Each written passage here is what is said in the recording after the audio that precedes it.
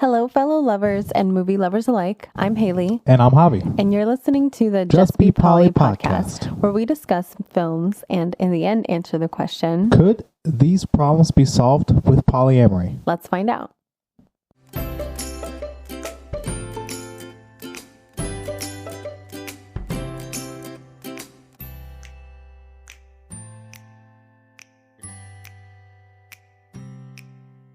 Cool. Should we get some wine? I would love that. From Publix? Yes. Okay, pause. We'll Where's the fucking vodka? Okay, we're back. Sorry, we had to get drinks. We ended up with margarita, Jose Cuervo. Classic flavor, of course. And some bunch of crunch. Hailey, today we're talking about Poor Things, the new flick from Yorgos Lanthimos? Excuse me? That's the director. Oh. Yeah, guy who made it. Starring Emma Stone, Willem Dafoe, Mark Ruffalo, Ramy Youssef, etc., etc. Why, Hailey, did you pick this film? I picked this film because it had an extremely obvious polyamorous dynamic between Duncan, Bella, and Max. Bella and Max were betrothed, and then she runs away with Duncan Wedderburg. And then there's also the final dynamic of Bella's husband from her past life who came to reclaim her as Victoria Blessington? Yeah. Nice. I got it right. Not nice that he actually was going to do that. It's not nice in the film. Yeah, it's very bad. But yeah, so that was really great. And I'm especially just so enthralled by Bella's character and Max's character in the film. Me too. I dig the characters in this. I love Max. They're incredible. I can identify with Max. Towards the end. You are similar to Max. Yeah. You're great like him. I see my journey like his. Like, I used to also be very jealous, He's a very calm dude, but he gets so enraged and jealous that he's willing to blow this dude's head off and fight him to the death. But by the end of it, he comes around and he's like the chillest dude, and he's very understanding, and he accepts Bella and all these things, and I think it's just beautiful. I remember you said it was like revolutionary. I think it is. What makes you say that? Okay. That's such a big question. It's like that's what I was having trouble with. Like, I really like this movie is so deep and so intense that it seems really hard to pinpoint exactly what it is that makes it overall fascinating.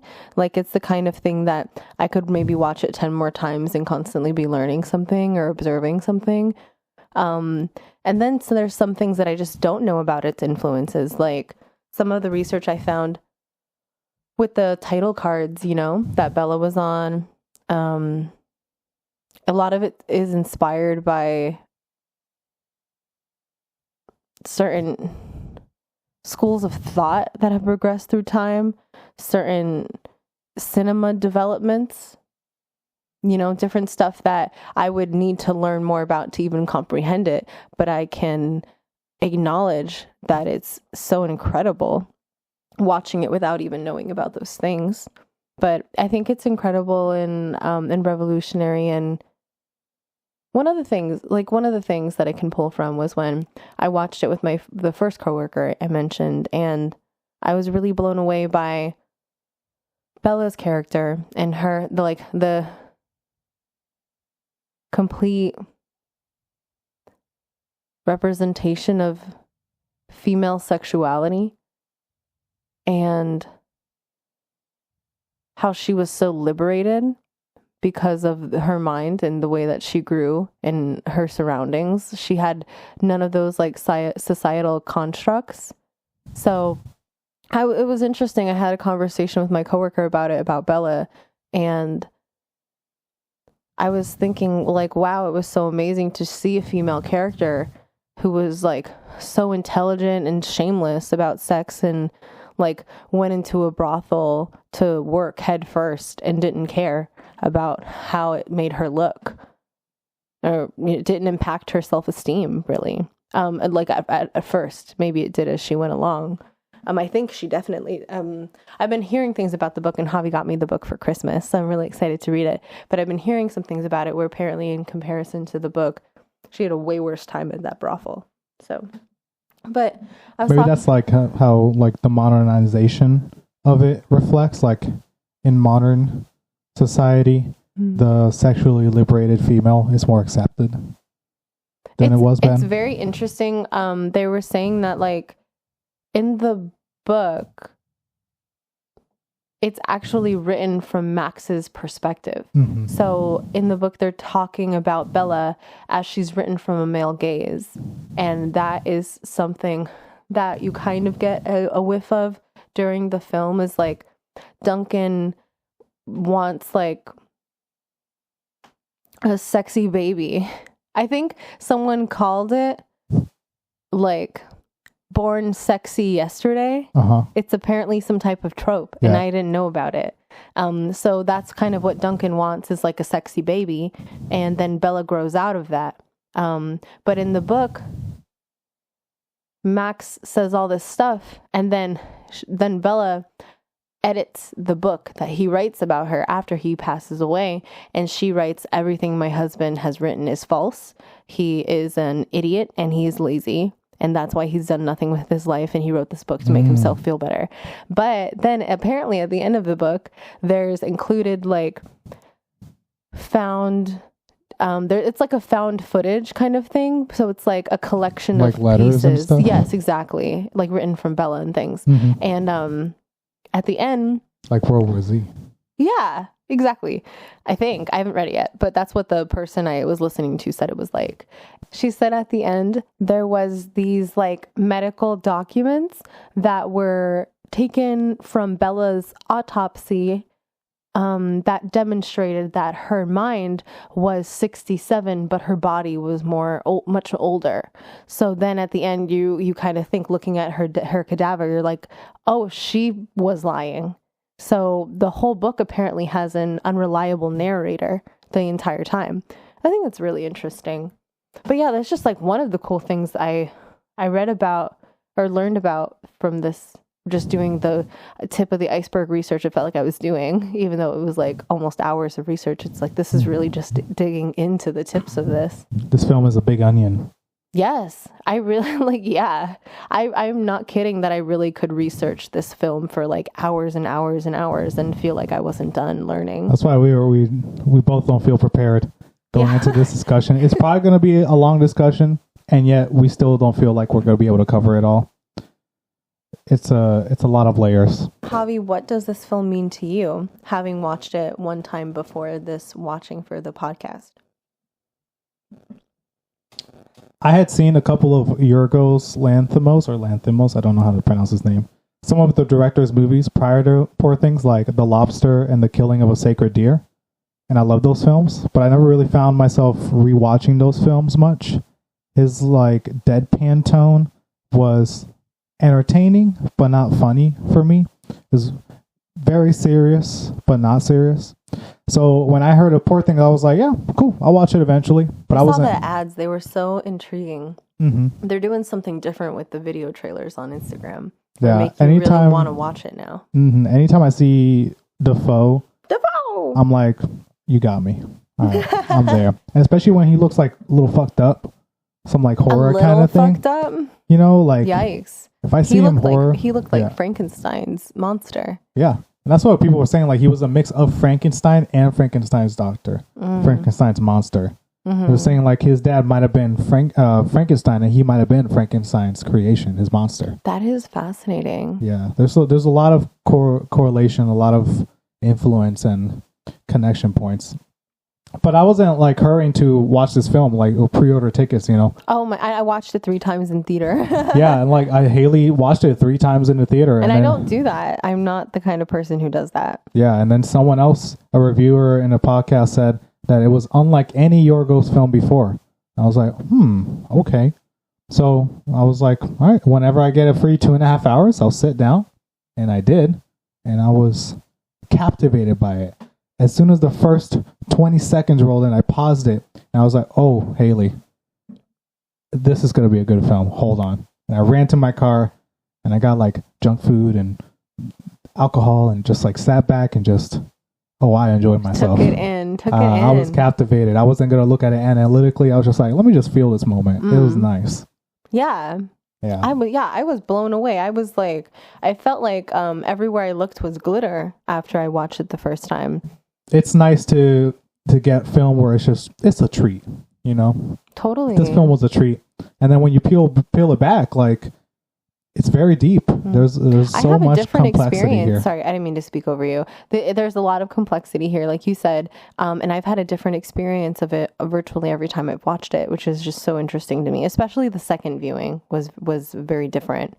So the first viewing, I'm just so curious, like, what about the way that I interpreted it is a reflection of my own psyche, and that kind of scares me. But the first time I watched it, I was like really enthralled by Duncan, and I thought he was like, really amazing and charming, and he was like a cad, I think is a way to describe it. But when Bella broke up with him, I was like, whoa, it went bad really fast.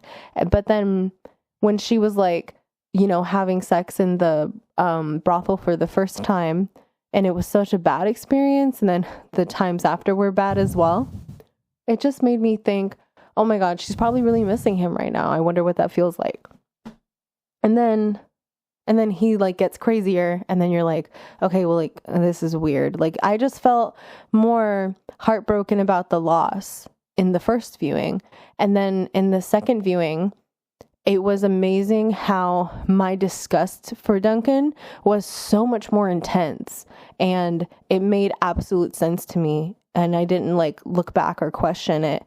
And I never, as I went along with the film, with her brothel experience, I never had Duncan in my thoughts, just like she probably did in the film, as she's living these new experiences, regardless of his bravado in the bedroom. Mm-hmm. So that was fascinating to me. I was like, why is this experience so different when I just watched this movie? My first impression is still the same impression I had of Duncan the whole time. I thought this dude was a creep and kind of a loser. What does that say about my type? That's just me, though.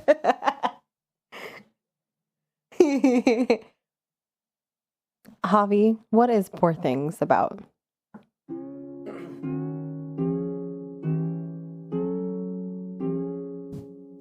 Bella Baxter is a young woman brought back to life by the brilliant and unorthodox scientist, Dr. Godwin Baxter. Under Baxter's protection, Bella is eager to learn. Hungry for the worldliness she is lacking, Bella runs off with Duncan Wedderburn, a slick and debauched lawyer, on a whirlwind adventure across the continents. Free from the prejudices of her times in Victorian London, Bella grows steadfast in her purpose to stand for equality and liberation. Poor Things. Was that good? Does that describe the film? Yeah, it does. Maybe that's why the trailers are so ambiguous. It's hard to describe this film in just a couple sentences. There's a lot to it. We'll get into some of it. We can't get into all of it. Okay. The next, I'm supposed to speak on the visual art aspects. Okay. So, yeah, like, I did not have that much time this time to look into all the artistic aspects that I would have dreamed to research for this.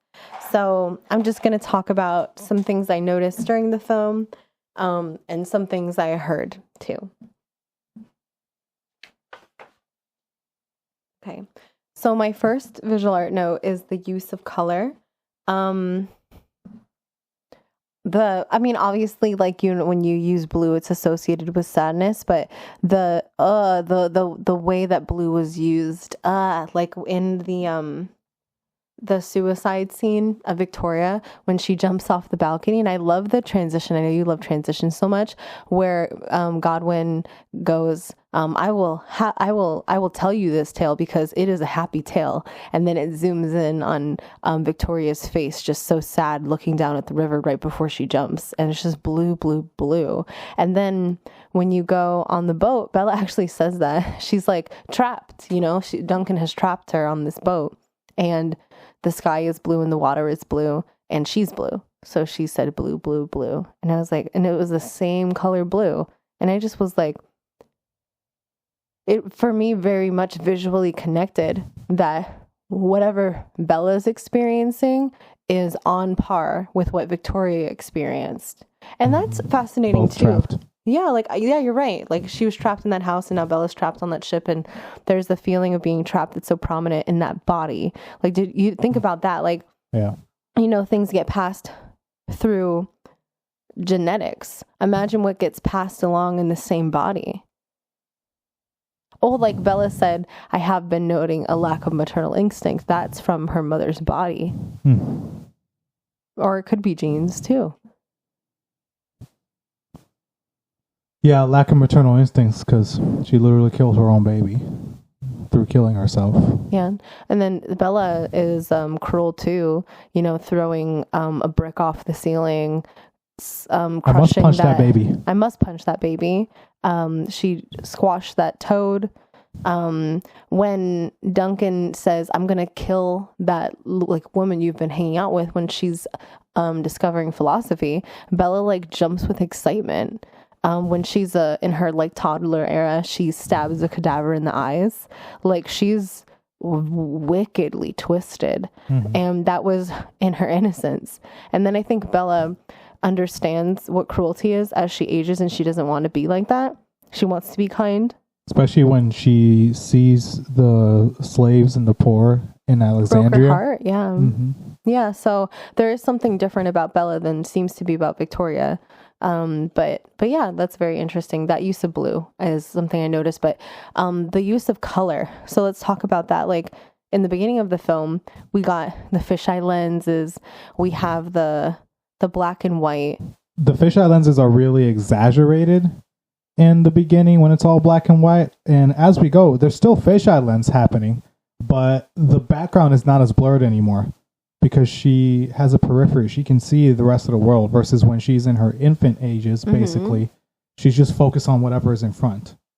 Yeah, it's clearly visually demonstrating the growth of her mind at an accelerated pace. And she's in black and white. The first time we're in color through Bella's perspective was when she's riding Duncan in a hotel room. And then there's just like the surge of life and surge of color. Everything's so vibrant and bright as she's discovering it. Kind of like a toddler exploring their world. And, you know, a toddler will go and explore every room. That's what, you know, kind of what Bella's doing. And it's being visually demonstrated through the light and the colors and the exaggerated visuals, like through the fisheye lens use. And then as she ages, she walks more gracefully. She talks more eloquently, and the colors are darker. And it's like, is she looking at the world through a darker lens, or is she just seeing things for how they are? I think by the end of the film has a more realistic contemporary lighting style and color scheme. Yeah. Everything looks more realistic. And I've heard from other analyses that was a visual demonstration too of the different schools of thought. And I don't remember them all, but someone was saying there's like Enlightenment era, and there was like 4 different types of eras that were being demonstrated through her society, through the visuals, and and through her own personal journey as well. And I thought that was super interesting, but I wish I could remember them all. Yeah, like it was really just like, oh, the research for this is just so fat, you know, just get bits and pieces all over. But that was really interesting. They said romanticism, that was another one. Yeah, they said the director Yorgos and some other of the actors were being interviewed, and Yorgos said that most of the visual effects, the backgrounds, the lighting, everything was all practical effects. So all those backgrounds were painted. No, really? Yeah, all those sets, the boat, the buildings, that was all on the soundstage. All those things were built for the movie.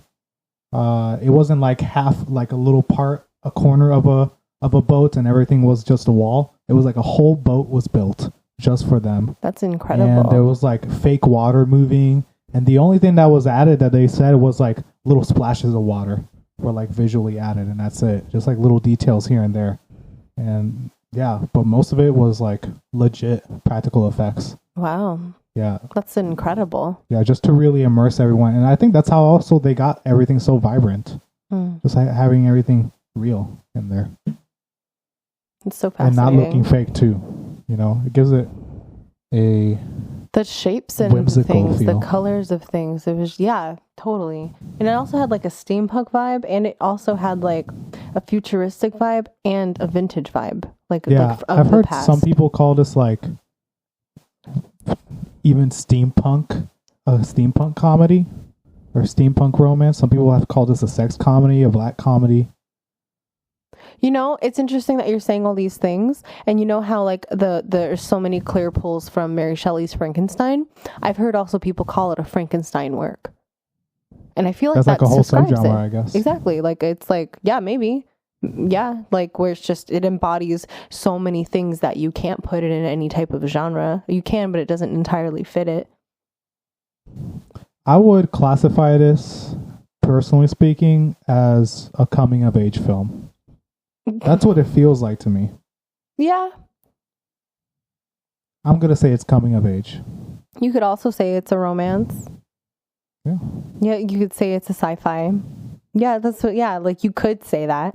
Sure. There's a lot of comedy in it. There's also comedy. Yeah, what other things about the visual aspects intrigued you? Okay. So, the outfits, I adored. Bella's outfits in particular. She had these beautiful puff sleeves all the time, and I just loved that look. It was so interesting with this like flimsy little skirt. It's like she's so sexy, but she's so maintaining that innocence at the same time. It's just like, I love looks like that.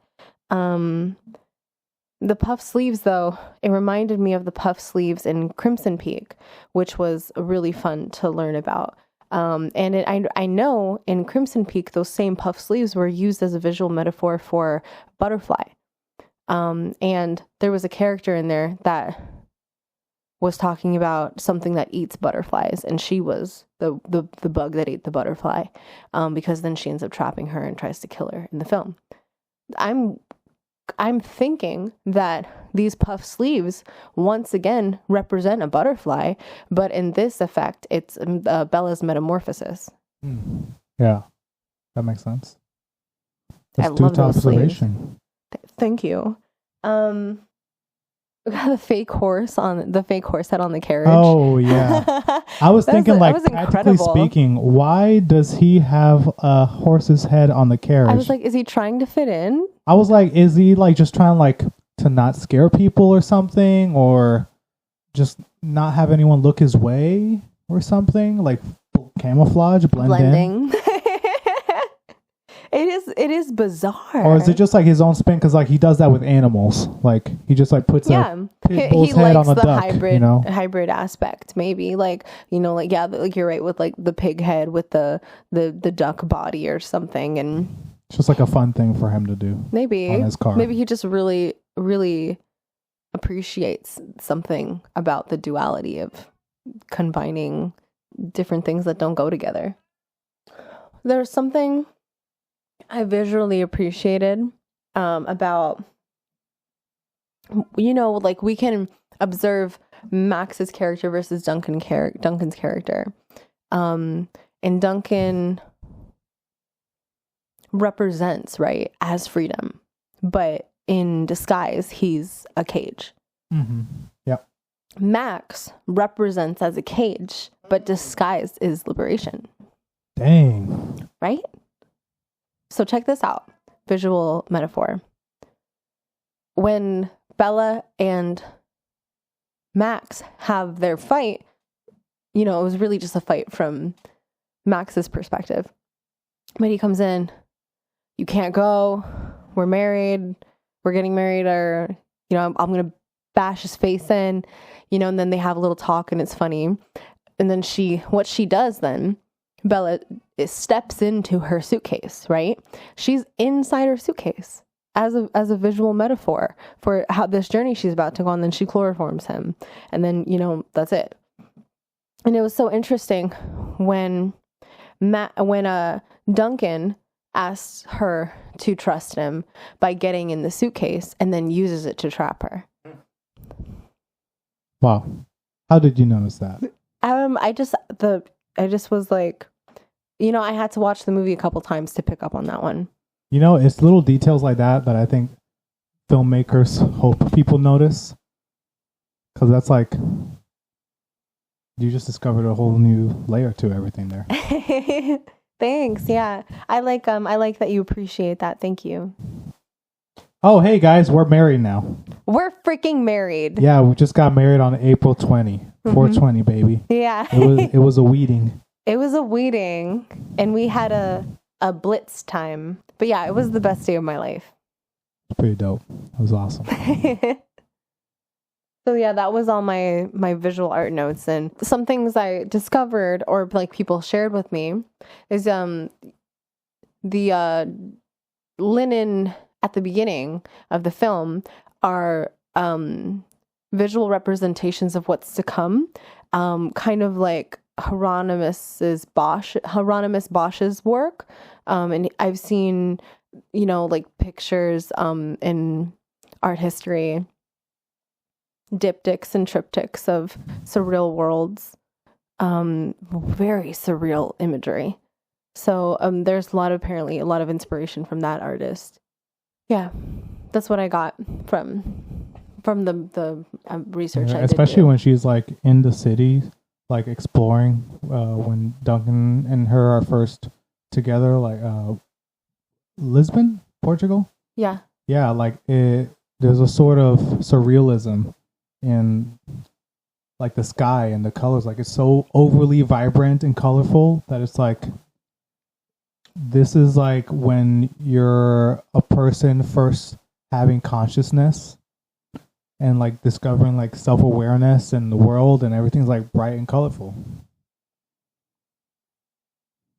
It's cool because it's like, if you dig deeper into it, you will find deeper meanings. But if you're just looking at everything on a surface level, you can still pull a deep meaning. It's like, oh yeah, everything's bright and colorful because she's starting to emerge as a, or she's bright and colorful. Yeah, she's bright and colorful. That's the thing about art. You know, like I'm a paint teacher here in Tallahassee, Florida. I've been, you know, my job is to make marketable art with my students, and we were given like glass shards of stuff, and I wanted to share this with Javi, so I'm glad that I'm able to now. So Javi, I can tell you about something I've been doing at work that is really cool. Oh snap! Yeah, so we got a wooden crate, we painted that. And it's like a crate, but it's cohesive, like a solid square that it could be painted on like a canvas. So we painted that, a bunch of random stuff, and then we got shards of broken glass mirror, like big pieces, and we glued them on, and then we painted records and we broke them and glued them on. And I brought in a bunch of like random crap that I had saved in my little art cubby area, that when I cleaned out our house right before the bachelorette party, I brought it all to Pyramid to use. Keys and paper clips and random stuff. So obviously the student and I, as we created this, had no intention in the meaning of this. It was just meant to be aesthetic, and we spaced things out nicely and things like that. But as it's completed, one of the students was looking at the work with the student I was working with, and they were like, it's like broken dreams. And I was like, whoa. Whoa. Right? Whoa. So then I was like, do you like that name? And the student that the piece belonged to was like, yes. And I was like, okay, great. So now that name was there, looking at this piece with this title that was randomly assigned by someone it wasn't even created by, looking at it through a whole new lens. There's a cardboard heart painted and cut out, glued in the center of all these broken record pieces, but the broken records look like they're about to stab the heart, or the heart is like a force field around it or something. And then there's all these broken shards. We poured resin on, and we didn't do that great a job. So and also what might have naturally occurred is that the resin obscured the reflection, which is fascinating with the name like that, right? There were other broken record pieces. There were things, I got stencils. Remember those wooden stencils that I used to create our centerpieces? Mm-hmm. I had those, and they were all entirely painted because of how much I used them. And I used them so much that they broke. So there were broken little flower stencils painted all types of colors in our wedding colors. And I'm looking at that and I know what it means. It's from our wedding. But in the context of this piece, you're like, why is it here? And why is it broken? Mm-hmm. And that's super fascinating to think about. And then my last favorite part was there were like 4 random keys I brought in. I couldn't even remember what any of them were for. But one of them on the piece says, do not duplicate. And I'm looking at this like, it says do not duplicate. Like, this key was so special, you literally weren't allowed to make another copy of it. But here it is amongst all this rubble. And when you look to find yourself in this mirror that's all busted and broken, that you can't even see yourself clearly, you cannot see yourself in it. And it's like, whoa. So, but that is a perfect representation of what art is like generally, but also what this film is like. Wow. That's really cool. I'm glad I'll show you tomorrow. That's amazing what humans are able to create. Totally. By pure accident. Here's a little more. You want? The cups that we're drinking from are from our wedding, and they say Mr. and Mrs. on them. And they're like solo cups, but they look like wine glasses, and it's just the best. It's just the best. I thought we wouldn't be using these again. Here we are, a whole week later. Yeah. Newly married, guys. Newly married. It is wild. I'm having an identity crisis. Yeah, I broke down yesterday because I was telling Javi, like, so I'm no longer Hailey Damschroeder. I'm officially Hailey Evita Hernandez. And I love my name for a lot of reasons. It's a joke and it's affirming and it's great. And she didn't like take my last name. I did and I didn't. It's wild because my mom's maiden name's also Hernandez. So it's like just representing my family and his family simultaneously. Like, there's a whole list of reasons why this name change was great. And I love my name now, but I loved my name before. And when I went to go pick up eye contacts that I had gotten, for the wedding, and I had used the trial for the wedding, and then I went to go pick up the contacts, and they were like, who's the name under? And I said, oh, like, this was before I changed my name, so Hailey Damschroeder. And then I started like crying right there because it just felt like I was saying the name of a ghost. And like, I just like at the time when it came time for me to decide to change my name, I had been sitting on that decision thinking I was probably going to do this for a long time, but it never occurred to me to mourn myself, my name. And it felt like I killed myself. But it's like, that's silly. Like, I'm right here. I'm the same person, but it's so weird. So it's like, there are just certain things about becoming a married person I wasn't expecting to feel or battle. I knew that there were going to be some big feelings coming up, but I didn't expect to mourn myself. Like postpartum depression. Yeah, kind of. Yeah, that feels like similar to what I'm experiencing. I can tell when you're about to cry. What do you mean? Yeah, your mouth does this little thing. Like I'm trying to hold it or something? Yeah, and then your eyes do this thing. And then your voice cracks. And it's like those 3 signs. And I'm like, yeah, she's about to go. I can just tell now. Get her out of here. Give her a hug immediately. Yeah. Yeah, so that was the piece, and in context to the film, I thought you'd really appreciate that, artistic interpretation, because that is exactly what watching this film is like. Mm-hmm. Javi, watching this film, what did you observe about the music? I noticed there was a pile of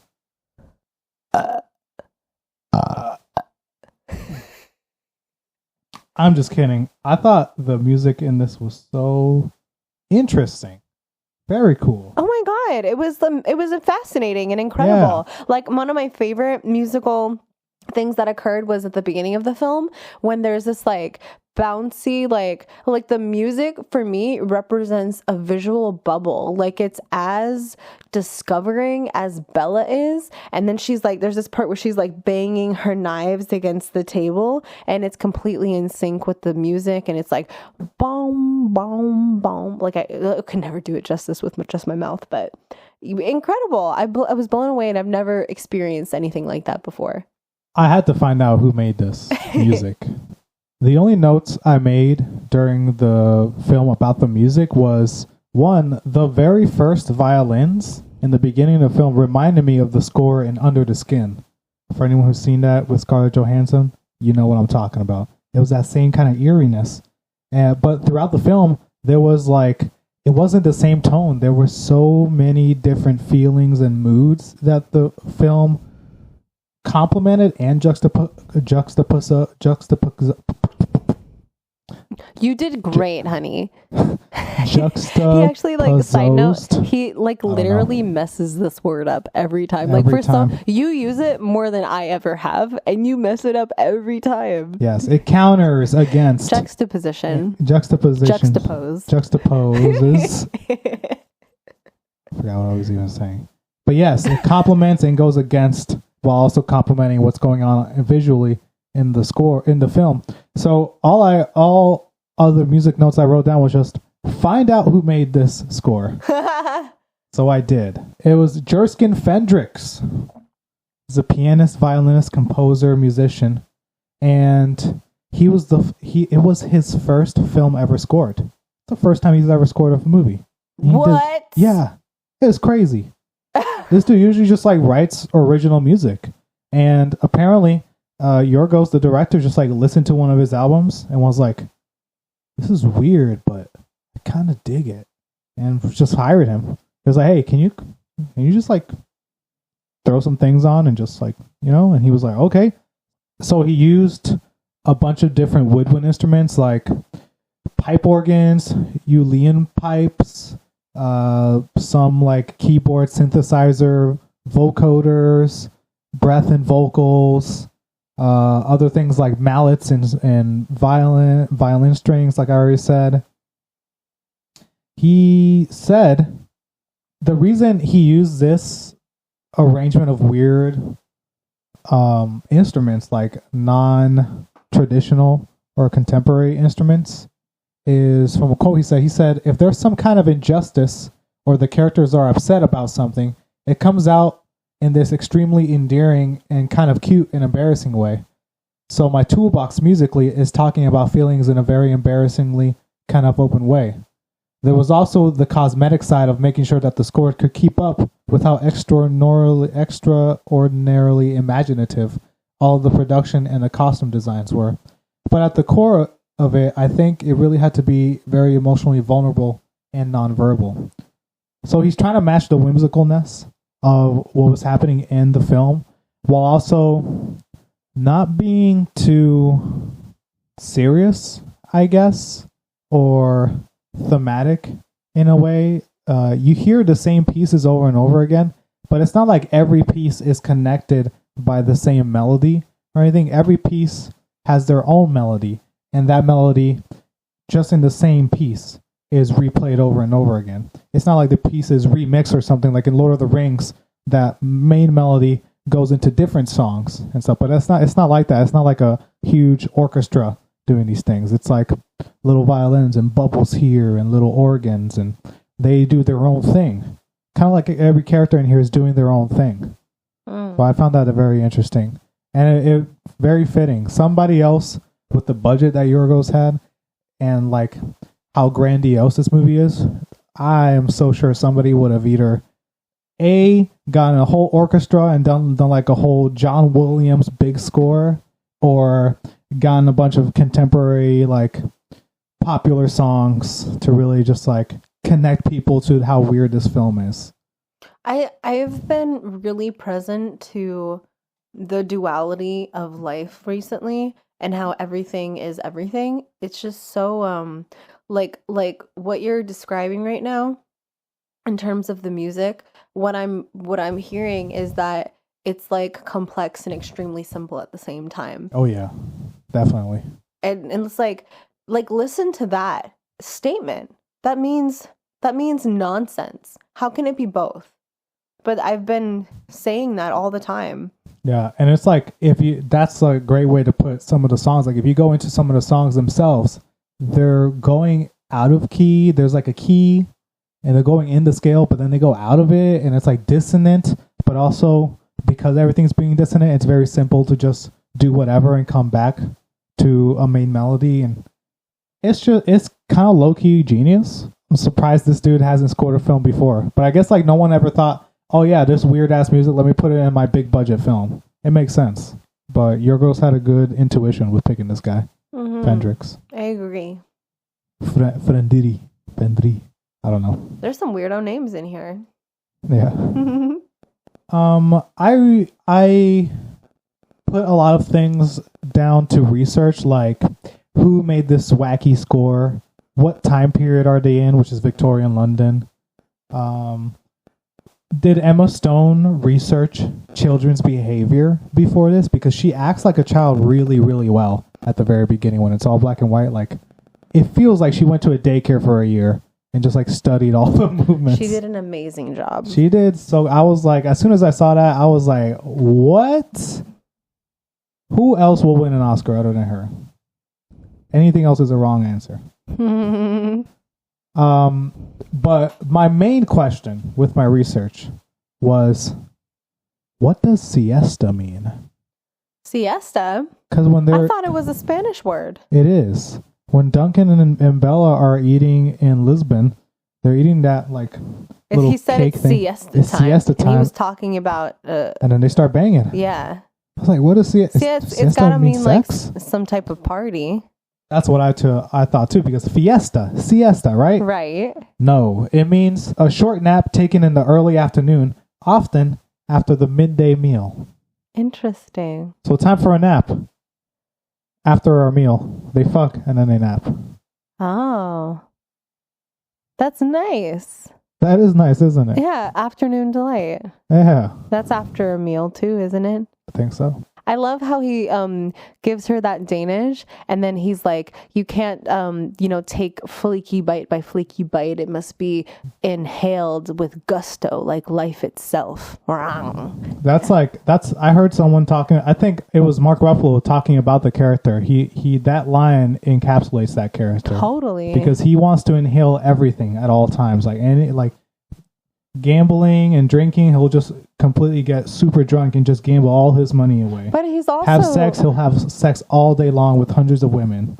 But yeah, I get that. But also, like, I felt that when she said, we need more over here, and he said, no more. If you've had more than one, it's too much. So I found that line a little weird and maybe a little hypocritical, because he was talking about like polite society sucks, it's fucking boring. No, yeah, but he got like really mad at her when she didn't adhere to certain things. It's like, like, because he's like clearly a huge outlier in society and how he thinks and believes things to be. But Bella is even further of an outlier. So his ego couldn't take it. Yeah, like I feel like that I can relate to those feelings. Like I think I've shared with you, or I've even shared on this podcast before, that like when I meet someone in polyamory who's like more open and more loving than me, this was a conversation I think we had about home at the end of the world and how it's challenging. Yeah. So it's like, imagine he's never in his life confronted someone even close to what he is, and now he has, and he believes it's his soulmate, and she doesn't want anything to do with him, and I can't imagine what that feels like for him. He literally goes insane. Yeah, He feels like, oh, she took everything from me. She took my heart. She took my money. I'm nothing. I'm worthless. He said it in that order too. I would like to share something about psychology right now. It's a bit of a limbic slip for him to say, she stole my, she like emptied my heart and my bank account. When people like, the thing that they say last is the thing that holds the most gravity for them. So like, I think I've shared with you this in the past. It's like they build up to that reason. Exactly. Like if I went to Disney, brushed my hair and then went to space, I might say that in this order. First, I brushed my hair, and then I went to Disney, and then I went to space, But now imagine it in this order. So first I went to space, and then I went to Disney, and then I brushed my hair. You brush your hair? Yeah. But that's my point, is that if someone makes a list like that of things that, like of anything, and just note what order they say it in, because the order they say it in is their limbic slip. It's their knee-jerk reaction to what is a priority for them, or at least in the consecutive list they've just created. So by him saying my heart, my bank account, he's clearly putting more emphasis on his materialism than his actual feelings towards Bella. You're so good at putting metaphors to your examples and like putting examples to your thoughts. Yeah. Observations. You're so good at explaining yourself. Thanks. I actually use metaphors to understand myself too. It's just how I understand things, and it helps people I talk to understand things too. It helps people have a clearer understanding of you and your ideas. It helps me.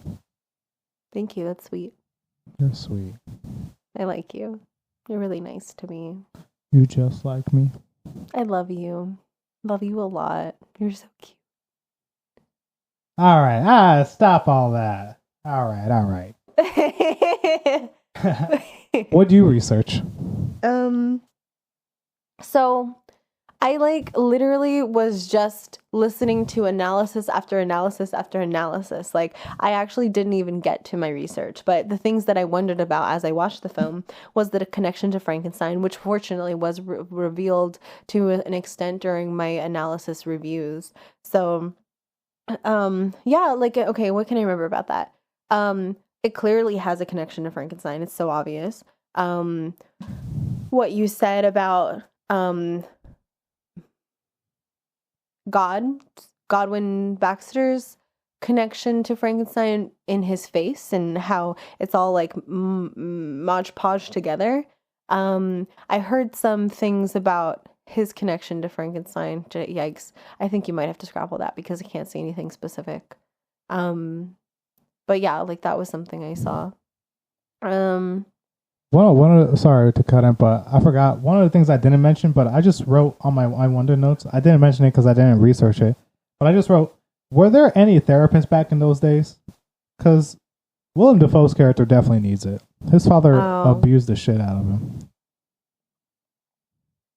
And I just wonder, I'm reading Mary Shelley's Frankenstein right now. You are? Yeah. What? Every night. 1 page a day. I had no idea. 1 page a night. I thought you were still reading that 1984 book. No, I finished that one. Oh. But yeah, I've been reading Frankenstein, the original. Well, that's great. I've read Frankenstein twice in my life. Okay, so I wonder, was Frankenstein abusive to his monster? From what I remember, Frankenstein created his monster and then basically immediately regretted it. When Frankenstein's monster, I wish we could just call him Frankenstein instead of having to say we'll say monster, I guess, to shorten it. When the monster rose, became reanimated, Frankenstein immediately got scared and then I think went to literally go hide under his sheets. Yeah, okay. Literally ran away. And then I think that Frankenstein came to find him, and I think there was just an immediate separation. I can't remember, the last time I read it was definitely over 4 years ago. So, but yeah, I think that's what happened. There was immediate separation. There's just always a sense of disdain. And then Frankenstein comes to him years later and he's like, please make me a partner. And Frankenstein's like, okay, but he's like weird about it because he feels that what he did was like, immoral, but he goes through with it because he's feels like compassion for the lonely existence, I think, that the monster's experiencing. Mm-hmm. And then he's about to be done. He's got everything ready. He's about to be finished with that. And then he destroys it. And that leaves Frankenstein, just furious. And then he threatens to... I'm totally spoiling this book for you. Doesn't matter. Okay. So then Frankenstein's monster threatens to murder Frankenstein's wife on their wedding night, and I think he succeeds. Oh wow. I think so. Yeah, but that's what I remember loosely off of my reading it. Wow, fascinating. What drama. Wow.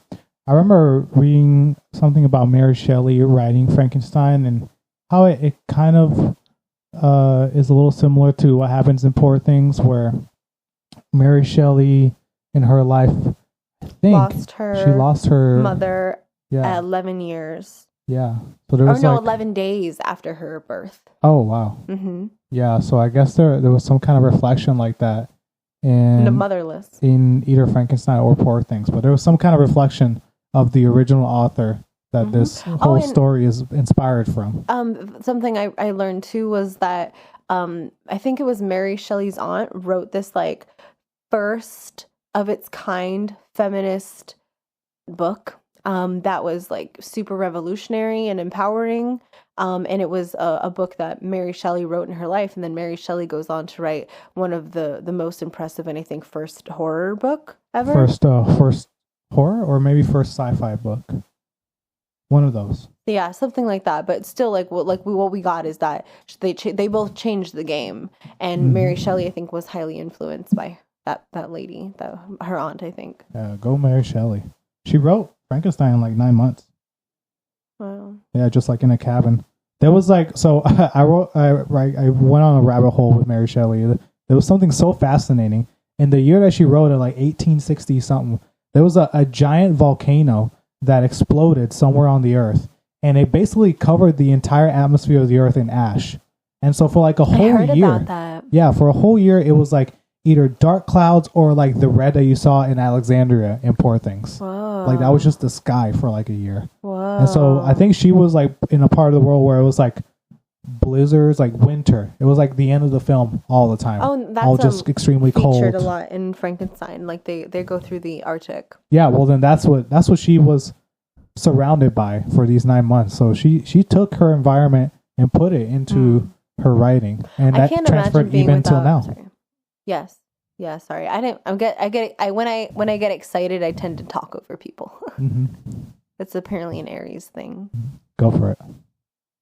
I forgot because I wanted so hard to respect what you were saying. That Gosh, I love you. I love you. I'm sorry. I love that we can be so much active listeners that we forget what we're going to say, but it can be so annoying when we actually forget what we wanted to say. Yeah. The listener is like, come on, you were going to talk about blah, blah, blah. Yeah. Or me. I'm just like, I really wanted to talk to you about this. Mm-hmm. But yeah. So that's great though. I think that's fantastic. And like, obviously Frankenstein's such like a foundational book that you'll see, it mirrored in so many works of art, just like Poor Things. Absolutely. I watched Young Frankenstein before seeing any kind of Frankenstein stuff. Really? Yeah. I saw the original movie and I maybe it was like my state of... Did we watch the musical together too? We watched the musical and I thought the musical was like way better than the actual movie. I liked it a lot. Yeah. I like the musical, just not the movie itself. Mm-hmm. I fell asleep during the movie. If you don't like that movie, you should definitely check out Frankenweenie. Oh, like it's like a stop motion? Yeah. I want to watch that. It's a Tim Burton film. LeBurn. So what other things did you research? Oh, I was just curious about Godwin's Baxter's treatment from his father. Like what exactly did this man do to him? because just like tortured him. Like imagine, like this is the stuff he's saying, right? You know, he's saying horrible things about, you know, him. Like you can see the damage, and then he mentions just a couple of things that are kind of small. And Max is like, "Good God!" Yeah, and then it's so funny because when God says to her in that moment, you know, and when he came back, to his surprise, I was smiling. You see Bella smile because what she's getting is she's like, oh, he was smiling. and then Max is like, good God. Yeah, he's just horrified. Like, this is insane. Yeah.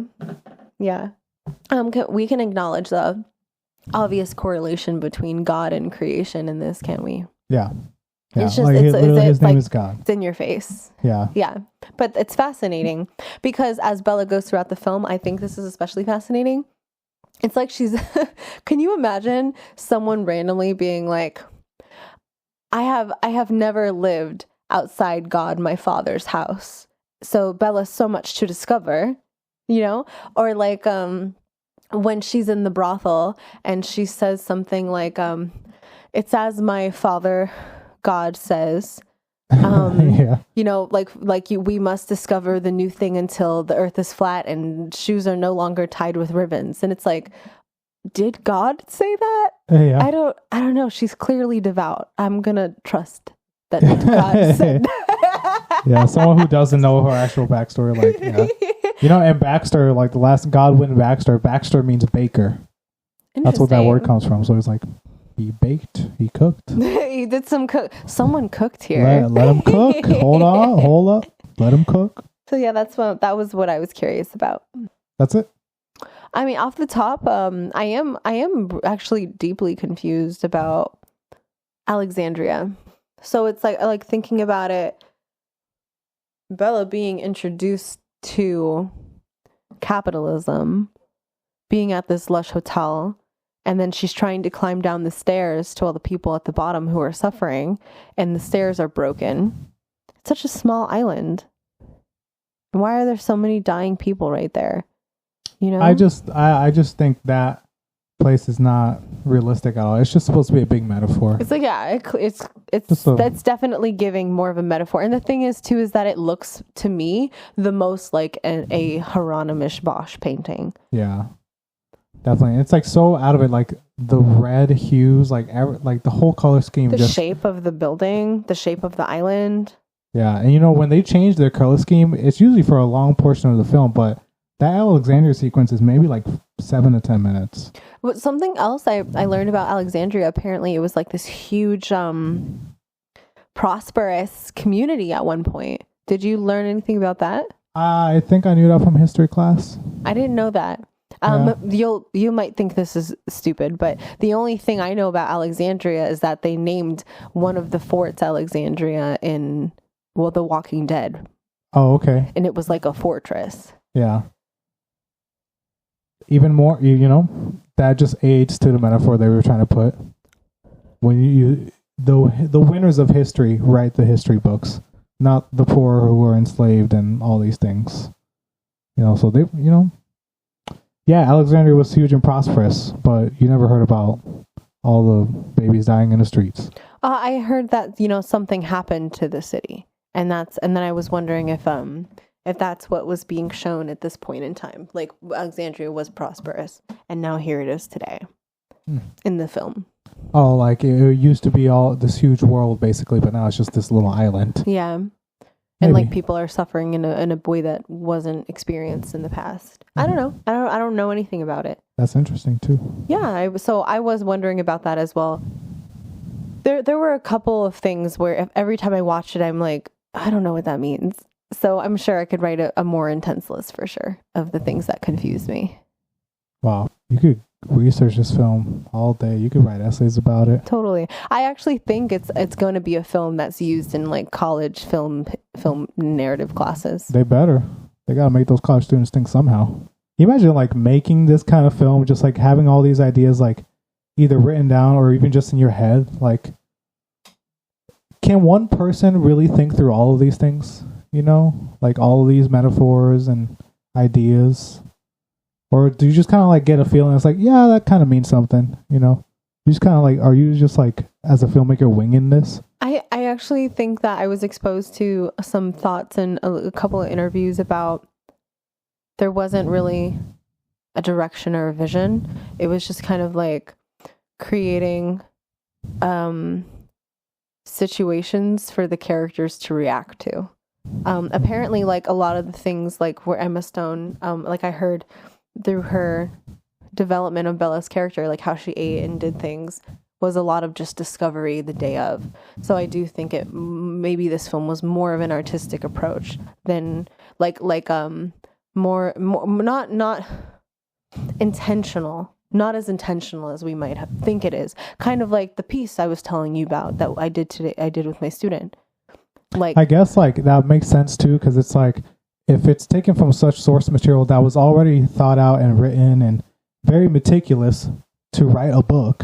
You know, you go through many drafts. So that hard work, the meat of it is already done. So then as a director, I guess it makes sense that you would want room to play to leave a little bit for that new interpretation and improvisation, that gut feeling that actors and writers will have on the day of, like a cameraman will have on the day of, to leave room for that human spirit to go through. And that new modern lens of an old story.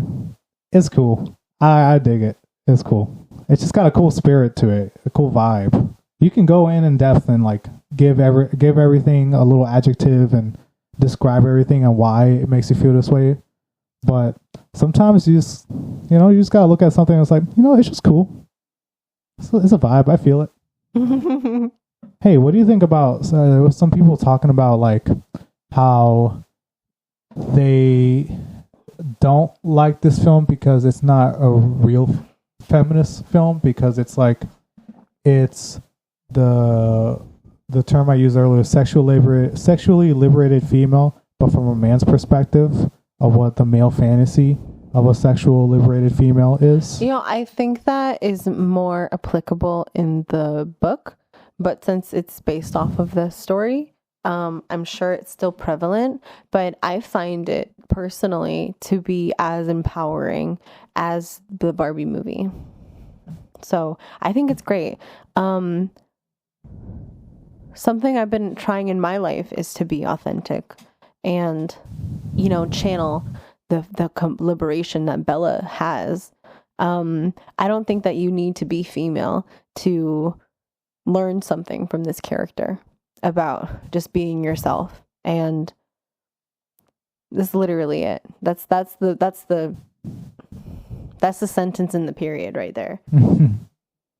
Yeah, Emma Stone says she felt more liberated after playing this character. Like she felt more okay to just say what was on her heart or on her mind. She didn't care what she said impacted people. She just wanted to be known and spoken, and she she just wanted to be clear, and she said what she thought and what she felt, and she didn't care what you thought or felt about it. I think it was cool that she was always that way, and that didn't change about her. Like even after rejection or social disapproval, she still bulldozed through it and said, fuck it, I don't care. She just kept on doing what she felt and thought was right and what felt good. I think that as adults, we work so hard to reattain what we had as children in a lot of ways. Like, I don't know if I've shared this with you guys yet. I think I told Javi this, but it's so funny. I keep enjoying my lunch in the grass. It's not a big deal. When I first sat on the grass, I was grossed out because I was like, bugs are going to get to me and I'm going to be dirty. But the feeling that I got after sitting on the grass in the sunshine every time, I just always felt better, And people, every time they would find a leaf on my back or, I would tell them that I sat in the grass. They would say, oh, wow. Oh, it's a really good grounding session. And it always had to be and the thing is, Javi, is that didn't change. Like, the same words were used every time with different adults, different ages, different genders, like different experiences, different places said the same thing.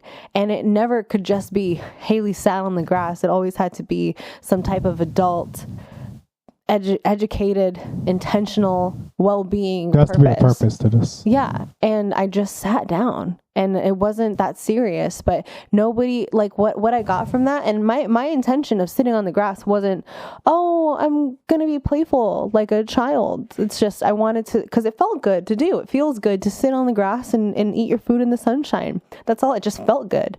And then everyone was like, it's a grounding session.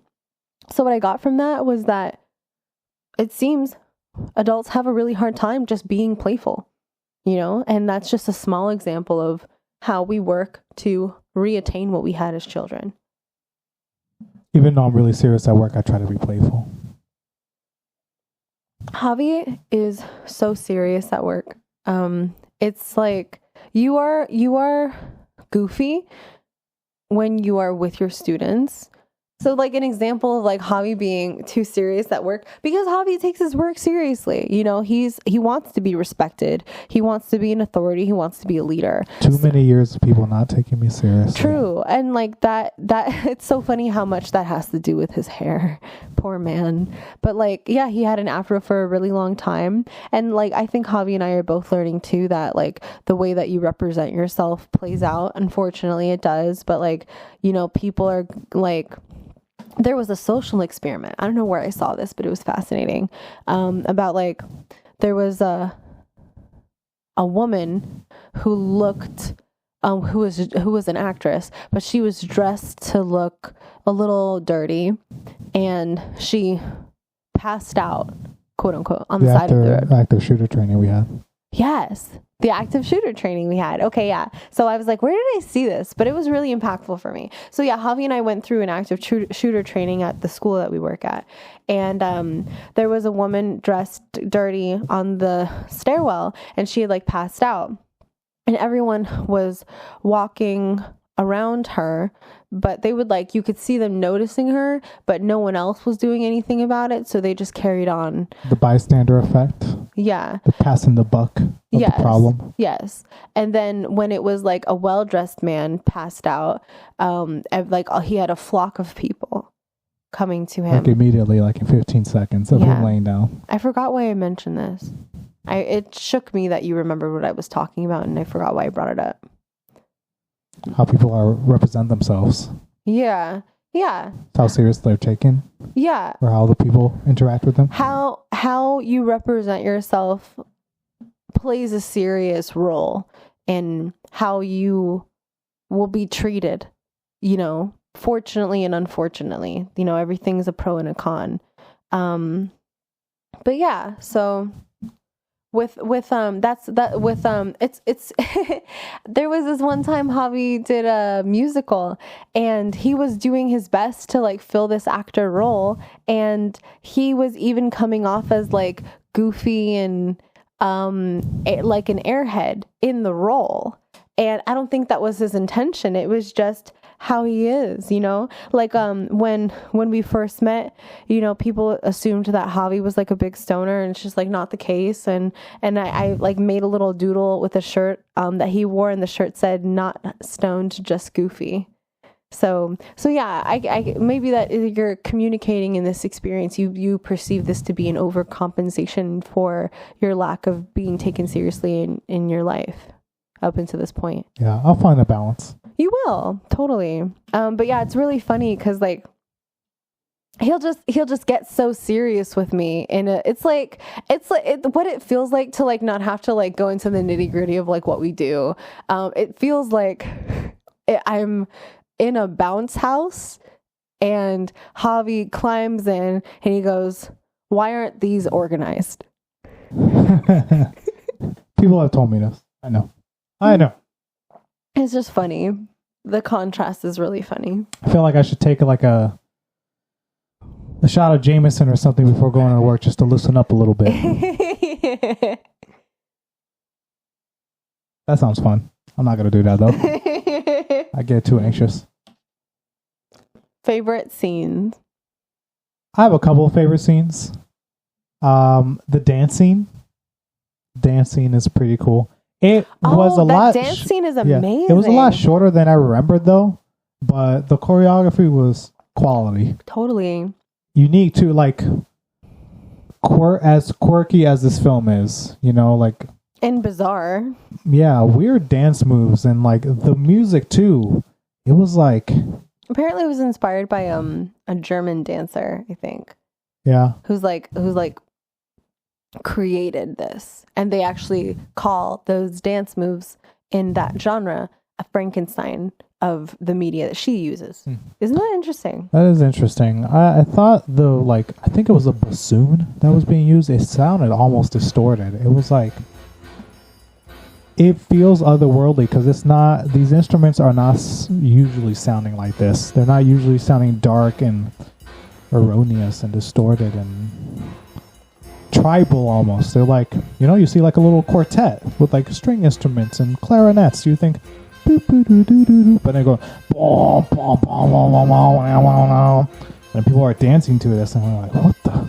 So weird dancing. Where's the pulse to this? And then Emma Stone comes in dancing even weirder than everyone else, and then somehow Mark Ruffalo's character just knows how to dance with her. I know. It's like, I was what? like, what in the Sam heck? But when I saw it the second time, I was like, the second time seeing it, I felt, oh, this is like a metaphor for what's happening. Like she's dancing freely, and he's like grabbing her by the neck and trying to like dance with her, but she keeps getting away from him, and he keeps chasing after her, and that's exactly what plays out. It's so funny how much he loses her in this film. Like she'll be like, I need more ink. She's like writing in the bathtub, and when he comes back with the ink, she's gone. Yeah.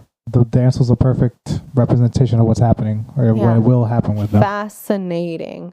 Oh, I didn't even notice that, Javi. That was amazing that you just pointed that out. Yeah, it's pretty cool. Also, Hailey used some of her dance moves in a surprise dance for me at our wedding. Yeah, I did. Pretty cool. I want to give a shout out to my sister Esri and my friend Ashley for helping me do that. Like, you know, doing a dance for you at the wedding was a dream come true. And I would have done it alone because I worked really hard to make that dance possible.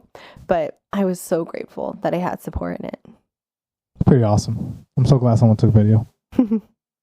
My other favorite scene was when Bella establishes a emotional connection at the brothel, I guess, with the guy before fucking him. Oh, right. She was like, you tell me a story of your childhood, I'll tell you a joke, and if we need to, we'll spray a little perfume, and then we'll fuck. Yeah. Instead of just going straight to the fucking, she wants to like establish an emotional connection. And I found it kind of endearing, that scene. Or just like a sense of comfort. Yeah. And like, familiarity. Just like a little easy, you know? It's like she can enjoy it more, and he'll probably enjoy it more. Let us fuck. Yeah. And like he told like a childhood story of like, it was creepy. Yeah, he was like, he liked the pain or he liked the blood or something like that. He said he fell off his bike and he saw blood and he liked it. He said he watched the blood with joy. And I don't know what that means. Yeah, and then she told a funny joke and he laughed like hard. Like cheese to meet you. Yeah, cheese to meet you. You know it. He was wheezing. He was like, his belly was, he was like laughing hard, and she was overjoyed at his joy. Right. And then she smelled him and was like, all right, let's fuck. Yeah. And they had a good time. It looked like they had a good time. Yeah. Yeah. So I really enjoyed that scene. I thought it was really cute. I feel like like lessons about sex were reinforced for me during the movie, like establishing that kind of comfort and intimacy. Like there was this really fascinating game. I hired a sexologist to come speak at my bachelorette party, and it was amazing. Oh, and like, I don't know. I'm excited to communicate that Javi started dating a girl that was at my bachelorette party, and she was my partner for this experiment. And so she like the experiment was she bunched up her fist like a vagina, and I had my finger, which represented an erect penis. And so as a team, we were all paired up. And I was supposed to penetrate her balled fist, and her goal was to keep her fist as tight as possible to allow no access and no entry. And then the sexologist came around after we all clearly failed trying to penetrate the fist. put a little lube on the hand, and then, you know, she's balling up as hard as she can to make sure that no thing can enter. But my finger had no issue at all entering, you know, and that was eye-opening, you know, the impact that wetness or lubrication can create. And that's the same in the experience that Bella's having. So it's like she had that amazing, wonderful sex with Duncan where he would have sex with her 3 times and it looked like she completed and everything. And then she has sex with this one guy who just climbs on top of her and enters. And she's like, shouldn't you warm me up? You know, like, and Painful. that's painful. Look bad. Painful. Like, I would like to share that, like, there was an experience I had in the past where even when I was lubricated, this man I was with, his penis just wasn't right for me, and it was just too long and too straight, and I ended up getting vaginismus, which, if you've never heard of that, it's kind of like how the girl Javi started dating clenched up her fist, but imagine that that's happening inside of your vagina. And like I crumpled up into the fetal position and I literally couldn't move from it. If I tried to like uncurl my body, shooting pain. It was horrid. But this all speaks to the comfort that is needed, because you can mentally, like, I actually like tried to hook up with this guy that I was really interested in for a long time, and you know, Javi's met him and everything. And, you know, we got into like a fight or something, a big disagreement, and it didn't work out primarily because of his foolishness. And then we worked to fix things. And I thought mentally we had gotten things to a point that felt good. But when we actually had sex, my body clearly wasn't ready. And that's the separation too. Like, you want to mentally be ready, but your body just isn't. So you have to pay attention to that. And that's how you create enjoyable sex. And that's what Bella created when she asked for the childhood memory, and she told the joke. She created an ease and a comfort that allowed her body to be more, of a recipient for, you know, the genital, the penis. So yeah, but that's so important. And I love that was shared in a broader way. Yeah, definitely. Wasn't that cool about the experiment from the sexologist? Yeah. I kind of wish I was there. I know. I was like, because I had 10 slots to fill, and I wanted everyone to be as exposed to all that beautiful education as possible. And I literally was like, who else can I invite? Oh, I know, I'll invite Javi. And I was like, wait, I literally can't, because he's at his bachelor party, but also this is my bachelorette party. Like, I literally, like, I can't. It's like against the rules. Yeah. But if he was free, I would have given it definitely like 4 more thoughts. Yeah. I would have loved it. But the good news is that she has other conversations. And like, you know, for anyone listening who's local to Tallahassee or whatever, this is Sonia, the sexologist, and she hosts cocktails with the sexologist. And we booked her for $400 for the evening, and she changed everybody's life in the room. Pretty awesome. Totally. Wanted to be taken under her wing. Yeah, she's been mentoring me and just offering me some guidance on how to pursue that kind of career or become a counselor, and that I feel kind of stopped because she gave me so many options. And getting the course does take some dough. So right now I'm just trying to educate myself and see what I can do now. Cool. Well, I'm sure whatever you learn will also benefit me. I'm sure. And anybody you sleep with. And hopefully all of you too. And I'm going to sleep with all of you. You think he's kidding, but you listening, yeah, he's talking to you. Okay.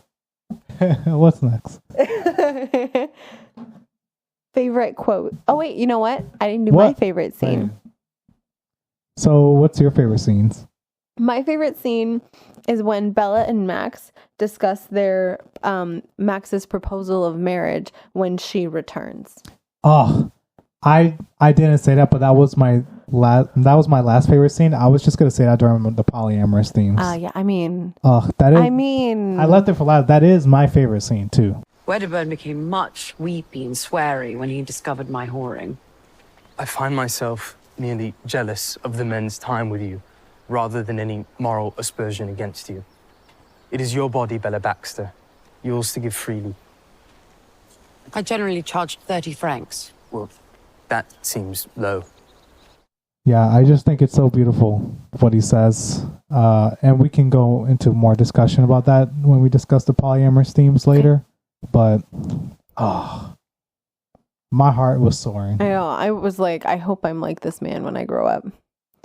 I felt so connected. I'll talk about it in a second. Okay. We have steps together. Right. Favorite quotes. That, like, what he said was my favorite quote, but I have other little quotes that I wrote along the way. When Godwin was reading to Bella when she was in her child phase, he said, he was reading her a story, and he said, "They ate cake until they were sick. They were so happy together." I was like, oh, I felt like that with Hailey too. We're just eating so much junk food or just indulging in whatever, and we're just laying with each other. We're just so happy together. Just enjoying little things like that. But then Godwin says, all sexuality is basically immoral. I don't know what he meant by that. I don't think all sexuality is immoral. I was thinking about that too. Is that just a thought from the times that he's vocalizing? I don't agree. And then Max goes on to say, well, not all. And I don't know what he meant by that, but I agree more with him. Yeah. So yeah, I don't know what the hell he meant.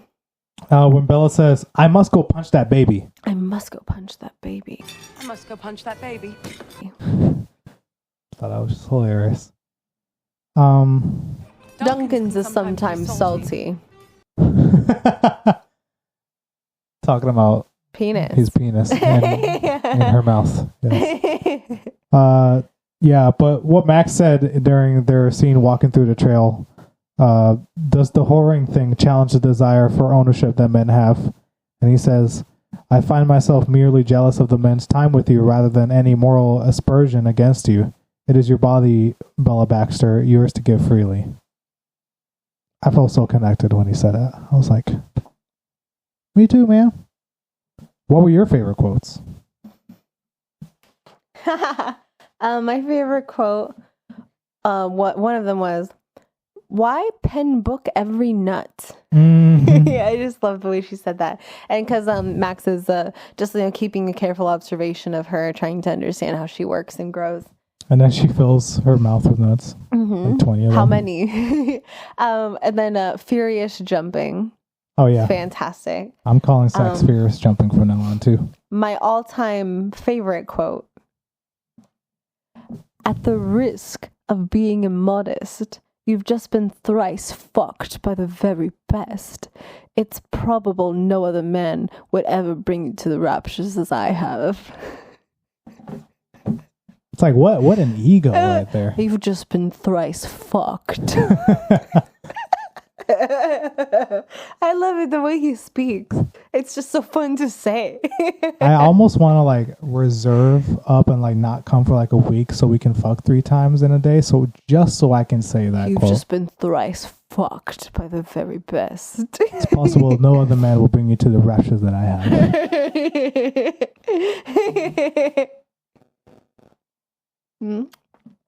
So yeah, that's my favorite.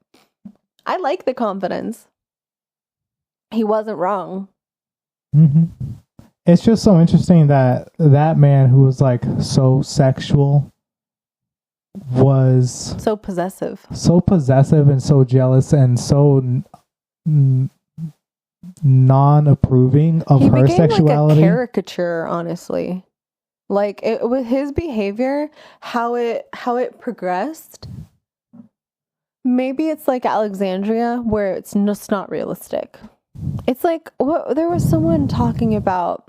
It's like a societal mirror, but in a more cartoonish caricature kind of way.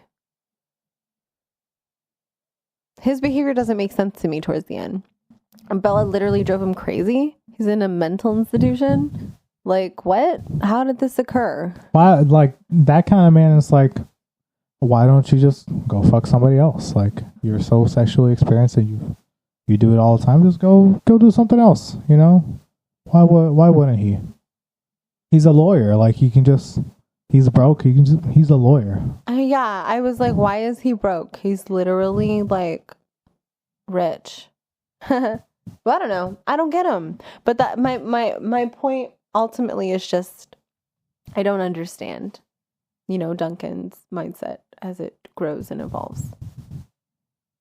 I don't know. I just chalked it up to he's a loser. Loser.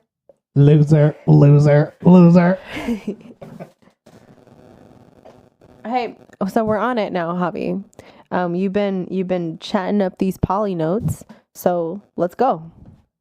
Yeah, I was just reiterating what we just last talked about. Like, Duncan boasts about being such a sexual being, and boasts about how he's been with all these hundreds of other women. But when she starts getting with all other men, also she's like literally already engaged.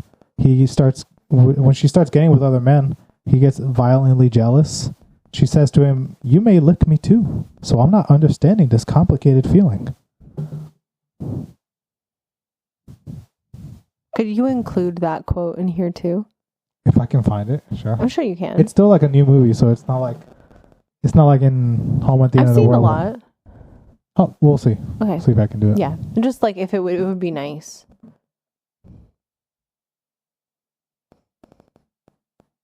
Do you think she ever understands that complicated feeling of like feeling jealous? Does she ever show that? I don't think she does. No, I don't think so. I have a suspicion that like at the end when she's got like that group of people around her, the woman from Paris who was her lover, I'm convinced that they're still lovers. Mm-hmm. So I don't think that she's ever had a monogamous relationship. Yeah, like the ending where I can assume that she's with two different people. It looks like a polycule to me. It looks like she's in a throuple or just in a V or whatever. It's like she's with that lady from Paris and also with Max. She's like, no one knows anatomy like you. Mm-hmm. Yeah. Just one more note on Duncan is that her starting work as a prostitute made her more appreciative of how Duncan treats her sexually. But he does not feel compursed or happy at all. He is enraged and calls her like all these things like monster, demon, whore, C-word, B-word, all these like derogatory and sexist language. And I still, all those examples make me, it's hard to understand this man who is like, all his history of being so sexual. It's like you would think he would be like empathetic or like sympathetic or like knows how Bella feels like being so sexual. Like, oh, she also has a high sex drive just like me. Yeah, I feel so connected with her. But no, he feels like exactly the opposite towards her. So it's just confusing to me. It feels like connected. Karma. Like it just feels like karma for him. Apparently in the book, he said to Bella, "I've abandoned a lot of women, but I would never do that to you." And then Bella's so funny. Apparently in the book, she said, "I've never been abandoned before. It might be a nice change of pace." Okay. That's funny. She abandons him. He did that to himself. Yeah, he did. I mean, like he was hired as a lawyer to make a contract for this lady, sleazy and lawyer. then he steals the lady away. Yeah, that's weird. He's a weird guy. Yeah, he's a weirdo. He's a loser. Really, the biggest thing that made me realize, oh yeah, we're covering this on the podcast, was that scene with Bella and Max walking down a trail. The communication between Bella and Max was like ideal, like perfect. Astounding. She tells him after they kiss, and she tells him, "You should use less tongue." She said, "We'll require less of your tongue in the future, but overall, I think she's satisfactory."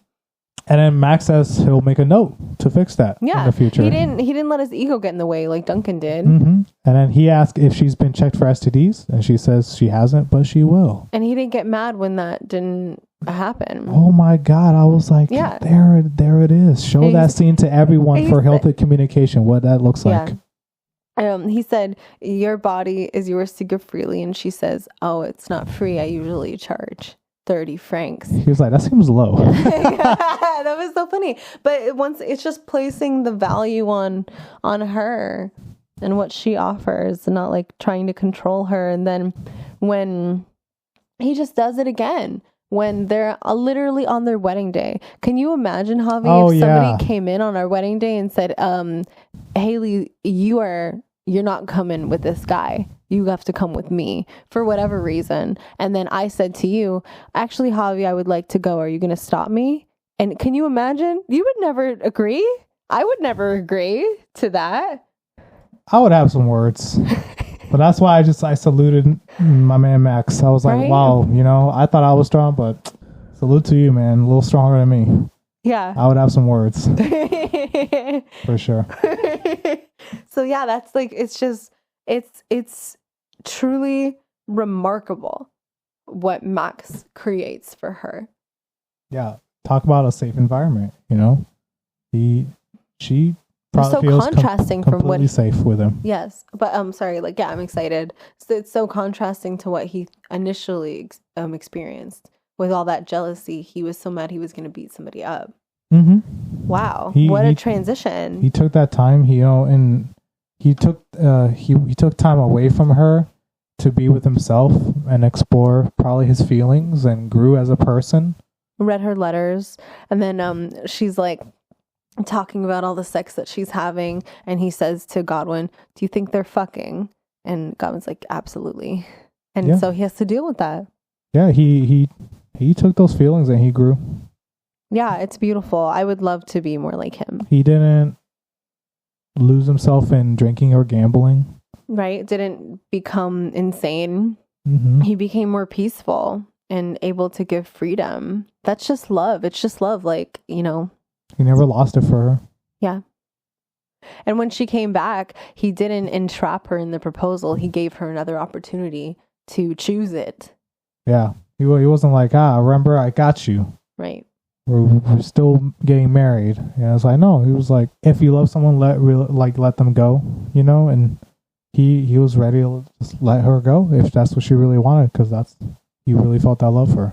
Beautiful. Totally. Beautiful. Totally. So contrasting to the other men in her life.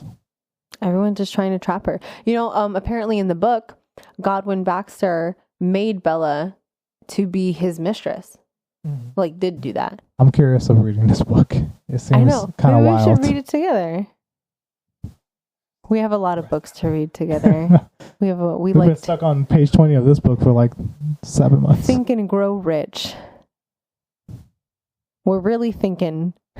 Slowly but surely. 1 page a year. What were the poly themes that you had written down? Mental age of Bella.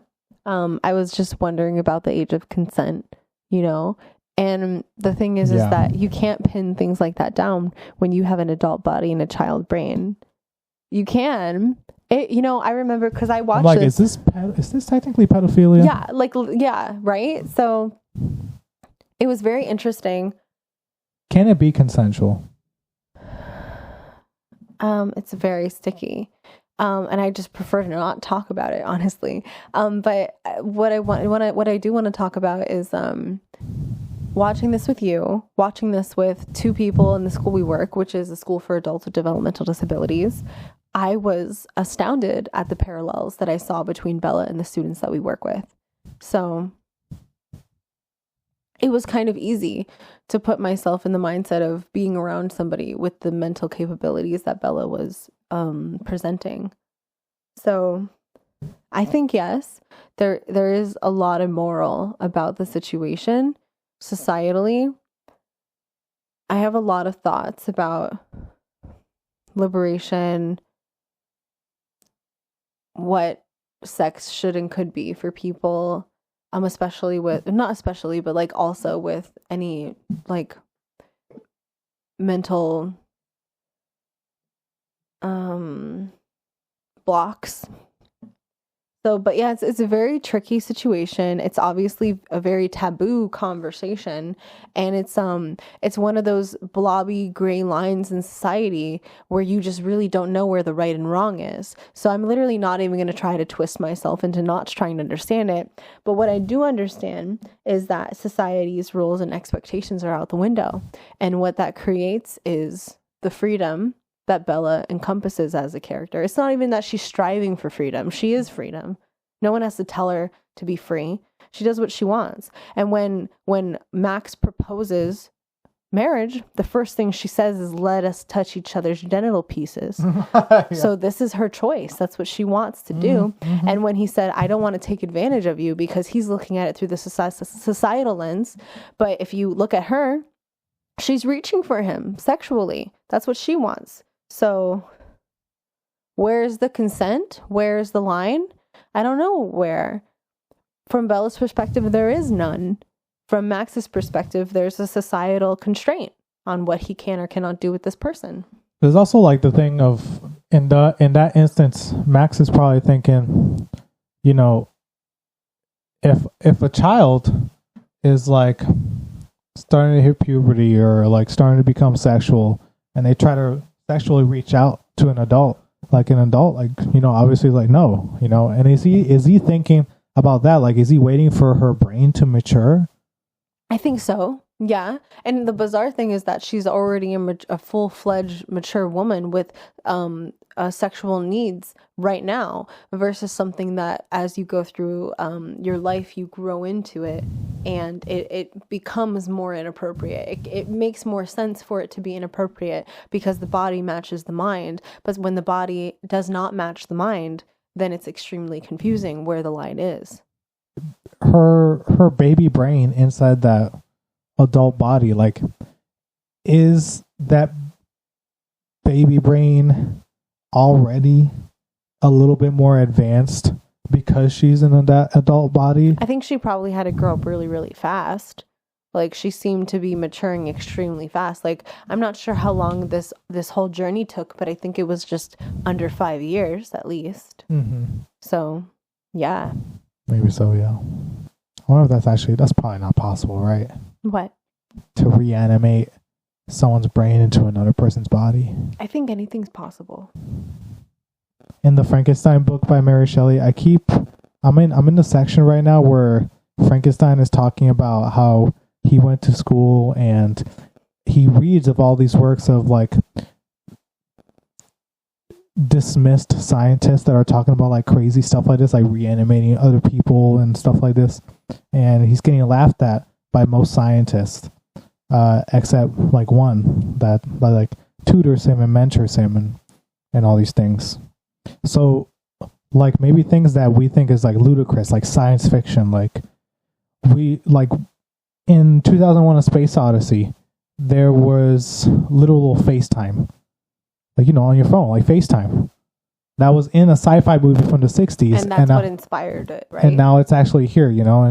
I heard there was something like that. Like, maybe it kind of sounds like your story, but I think someone saw something on, like, Star Trek or something, like a cell phone, and that's what inspired cell phones.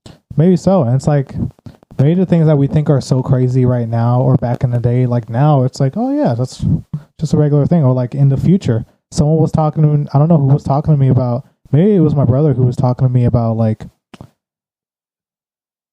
have you heard of like Elon Musk is like planting chips inside of people's brains? No, but it doesn't surprise me. Like, people have been saying stuff like that for years. You know, like to me, I'm like, never gonna happen to me. I'm never gonna do that. But like generations from now, maybe that's just like a regular thing. I was like, oh yeah, get the Bluetooth in your head. Can I share something with you? There was this movie I saw. I'm not sure how long ago it was, but definitely maybe like 6 years now. But it was fascinating. Yeah, I'm trying to just remember. I was like, did I see this on Black Mirror or was it? But it's like Black Mirror, but I think it was its own standalone movie.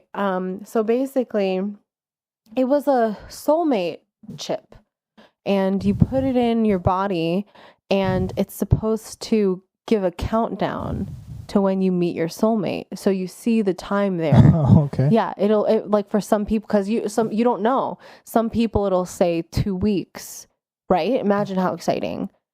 Other Like people, that movie with Justin Timberlake where it tells you like when you're gonna die, like similar, how much time you got. but less morbid. Yeah. Depending on the situation. So like I was about to say, some people it said 40 years. Wow. Imagine. So there was this whole philosophical conundrum if this is something that you want to know.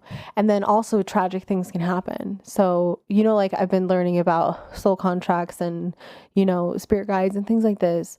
My understanding is like your soul chooses your path, and then humans have free will. So it doesn't necessarily go the way that your soul may intend. So you get this soulmate chip in this movie, and your soulmate thing might say you'll meet in 20 years, and you wait and you wait and you wait. And maybe 3 years from the connection, the screen goes dead. And guess what happened? Soulmate died. Yeah. Dang. But I could see stuff like that happening. And if I can see stuff like that happening, then who knows what else another person would put a chip in. I remember my mom, you know, being concerned that chip stuff would be the mark of the beast, which is a sign of the Antichrist coming. I don't know nothing about that. I don't know if I believe in any of that, but it's quite fascinating. I'm already here. Javi was the Antichrist this whole time? No wonder you're so sexy. I call him Angel too. You know, Lucifer was an angel. That's why Javi's so beautiful. Lucy in the sky with diamonds. What made you sing that? I don't know, Lucifer, Lucy in the sky It's like a sneaky little... with diamonds. Do you think what you think the Beatles were writing about? Lucifer? Capitalism. Oh. The devil is in the sky. He's an angel with diamonds. He's got money. He's great. He's at the top of the corporate ladder. Anyways, what other poly themes did you have? I also wrote down the quote that you said where Bella was like, you know, explaining the writing on her thigh and how this skin was softer than this skin, da-da-da. Was that a tattoo? No, she wrote on it with like ink. Oh. Yeah. She just wrote soft, not soft.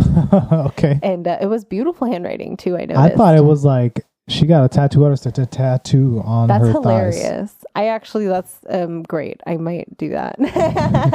But yeah, so yeah, she when Duncan was like got really upset and like stormed away. Oh God, he was like hitting his head really, really, really hard against a wood bar. This dude eventually like thingy. Pulls his hair out. Yeah, later. like crazy behavior. But yeah, she said you too may tongue play me, so I'm not understanding this complicated feeling.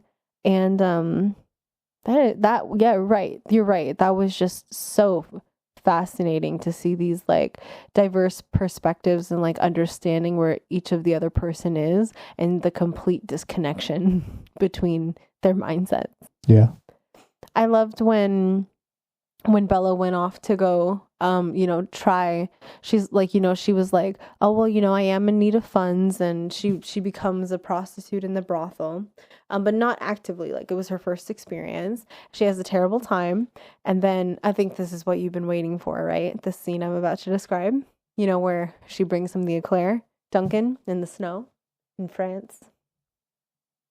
Okay, so then she brings him the eclair and she says, like, this experience, like you always said how great you are, but I never really got that until the experience I just had, and my heart has warmed to you, and I haven't been feeling that great about you recently, but now I feel a lot better. I learned something, and it's like all of a sudden the eclair in his hand was no longer sweet. It became like a snake that bit him, and he dropped it to the ground and then kicked the one out of her hands. And he's like, I can't believe you. Like, this is the worst thing a woman could do. And she's like, oh, like, I don't get it. You're like, you're going to explain to me that this is bad now. And then he says, yeah, it's the worst thing a woman could do. And then she's like, okay, well, I can see that we can't get married because I'm going to need a husband with a more forgiving disposition. I can see now that you're not that. And I just was like blown away by that interaction. Yeah. Do you have things you want to share about that interaction in particular? No, like I said earlier, like I was just confused at his reaction. You didn't get his reaction? Imagine being a monogamous person discovering that your wife just was prostituting herself, or not wife, but like someone that you were dating pretty seriously. Yeah, I guess so. Yeah, you guess so. Like if I went out there and came back to you and said I just was a prostitute, unprotected, here's an eclair from the money I made, and also I now understand you're very good at sex, you would probably have something to say too. Yeah. Yeah, I think so. Totally.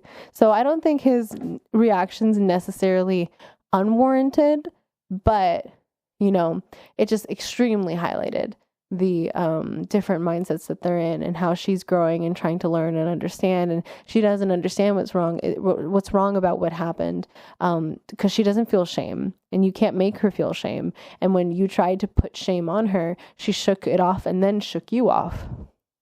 She plays by her own rules. She's her own society. She says we are beings of our own production. Go away. Yeah. I like that. I wrote Duncan, Duncan, Duncan, just like all caps 3 times. Because this was the biggest poly things were occurring between the relationship with Duncan versus the relationship with Max. Duncan, Duncan, Duncan. It seems kind of silly because you can't really name the timeline of this movie, right? So one thing I always like to consider when we answer the question, could these problems be solved with polyamory, is take into consideration where they are. I have no idea where they are. 1800s Victorian London. Okay. This movie is so weird. They already don't really live by society's rules. So I'm going to go ahead and say that we can disregard society rules in this film. Javi, drum roll. Could these problems be solved with polyamory? 3, 2, 1. Yes. Okay. Boom, baby. Yeah. Okay. So what makes you say yes? Well, it seems like she is poly by the end. Oh, totally. These men could do with some looseness in their controllingness. I can't see them being mad at the same things if they were non-monogamous. And Duncan at least to the same extent. Yeah, and Duncan is like so there sexually, you know, and he has been like living this bachelor lifestyle. And I think you might have called it solo poly in the past, the kind of lifestyle he lived, but I wouldn't have agreed with you. Yeah, if he had the terms for it and he understood it, he could have lived that same lifestyle but just healthier.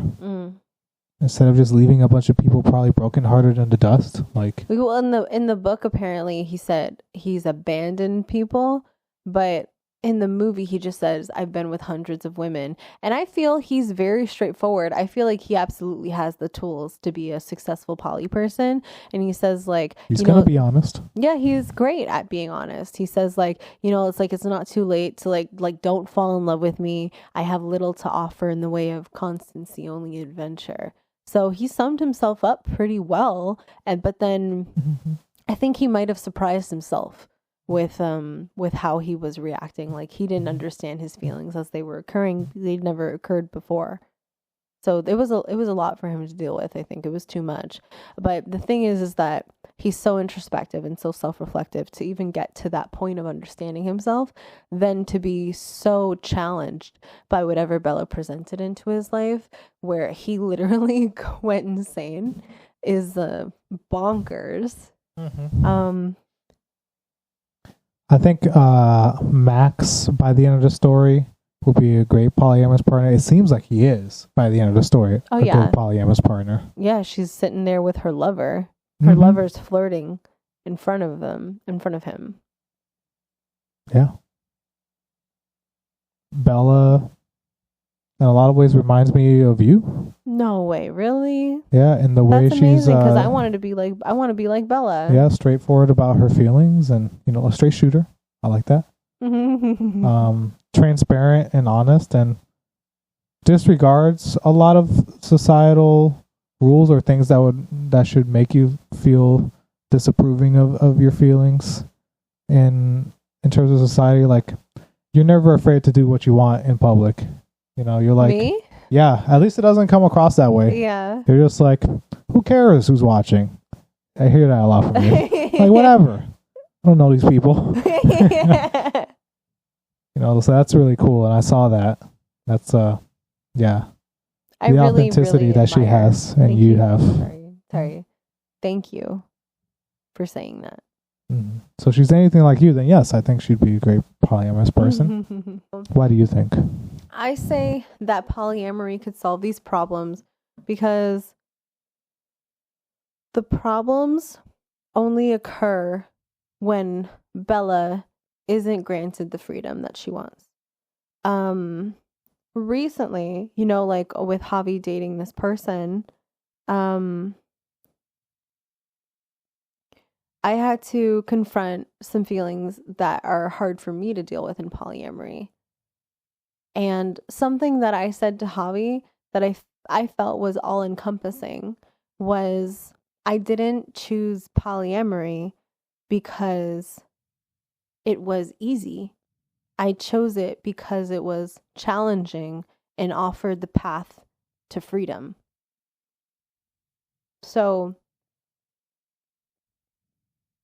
the situations where the most challenges occur, the most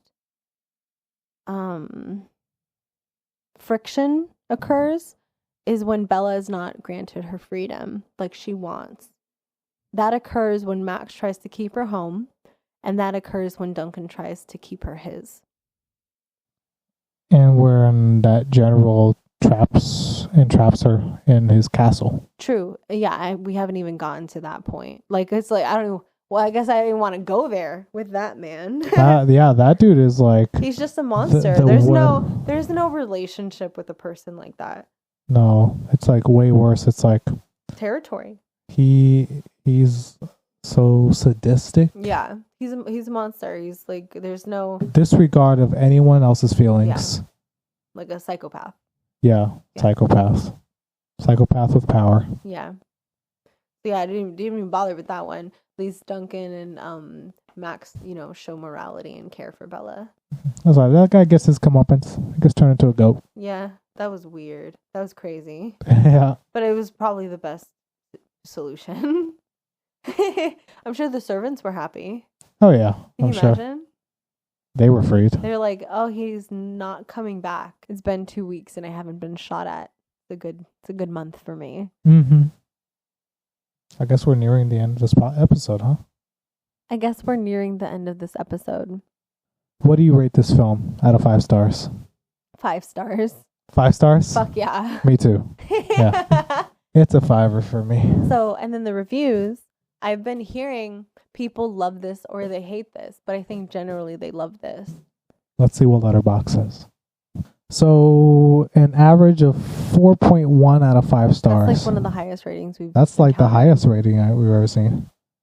Most people rate this 4 stars and above. That's amazing.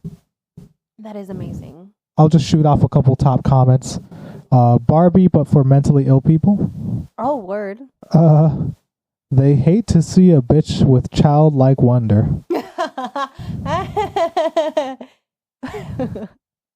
Someone just wrote, watch this with my mom, sad face.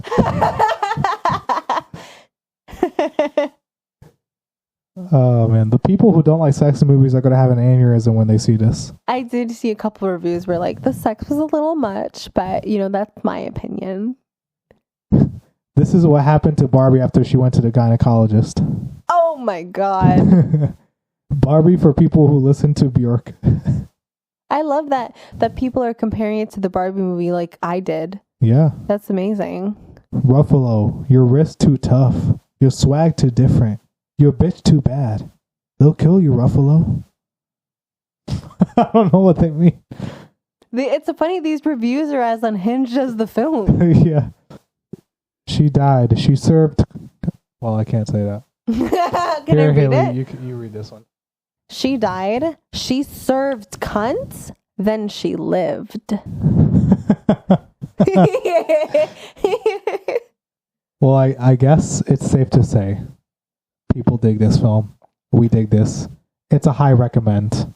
Oh, yes. Of please all watch the movies we've reviewed this season, this is the highest recommend. Notice how he said this season. Uh-huh. This is the last episode of the season where Javi and I choose films. And our next season is, drumroll?